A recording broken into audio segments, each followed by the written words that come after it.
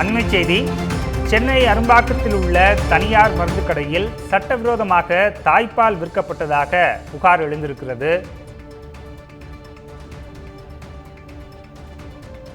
புகாரை அடுத்து தனியார் மருந்து கடையில் உணவு பாதுகாப்புத்துறை அதிகாரிகள் சோதனை மேற்கொண்டிருக்கிறார்கள். அந்த காட்சிகளை நேரலையில் பார்த்து கொண்டிருக்கிறோம். சோதனையின் போது தாய்ப்பால் பாட்டில்கள் பறிமுதல் செய்யப்பட்டிருக்கின்றன. பதப்படுத்தி விற்பனை செய்யப்பட்ட 300 மில்லி லிட்டர்.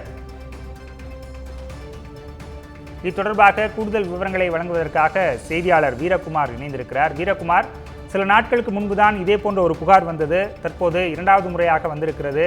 என்ன நடந்தது? வணக்கம் கவிதரசன்.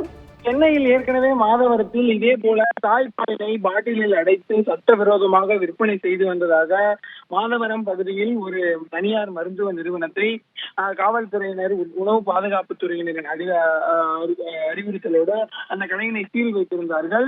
தற்போது மீண்டும் அந்த சம்பவமானது இங்கே சென்னை அரும்பாக்கத்தில் அரங்கேறியுள்ளது.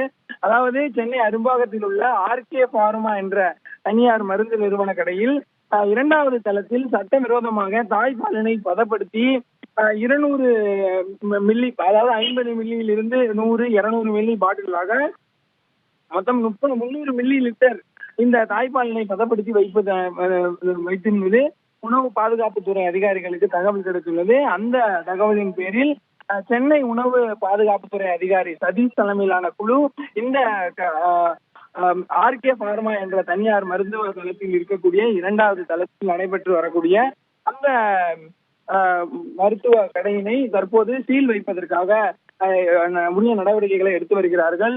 குறிப்பாக பார்த்தோமேயானால் ஏற்கனவே மாதவரத்தில் ஏற்பட்ட இந்த தாய்ப்பால் சட்டவிரோதமாக விற்பனைக்கு பிறகு தமிழகம் எங்கும் உள்ள உணவு பாதுகாப்புத்துறை அதிகாரிகள் 5 குழுக்களாக பிரிக்கப்பட்டு ஒவ்வொரு குழுவிலும் 8 நபர்கள் கிட்ட இந்த ஆய்வில் ஈடுபட்டு வந்திருந்தார்கள். தற்போது சென்னையிலும் தாய்ப்பால் வேறு எங்கெங்க விற்கப்படுகிறது என்று தீவிர ஆய்வானது மேற்கொள்ளப்பட்டிருந்தது.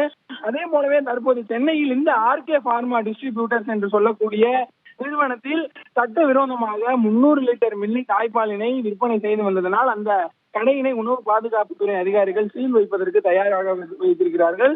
இன்னும் சற்று நேரத்தில் அந்த கடையானது சீல் வைக்கப்படும் எனவும் உணவு பாதுகாப்புத்துறை அதிகாரிக்கு தகவல் வருகிறது. இது போன்ற சம்பவங்கள் தமிழ்நாட்டில் தொடர்ந்து அதிகரித்து வரக்கூடிய சூழ்நிலையில் உணவு பாதுகாப்புத்துறை இன்னும் அதிகமான சோதனைகளையும் விசாரணையையும் முடுக்கிவிக்கும் எனவும் தெரிவிக்கப்படுகிறது.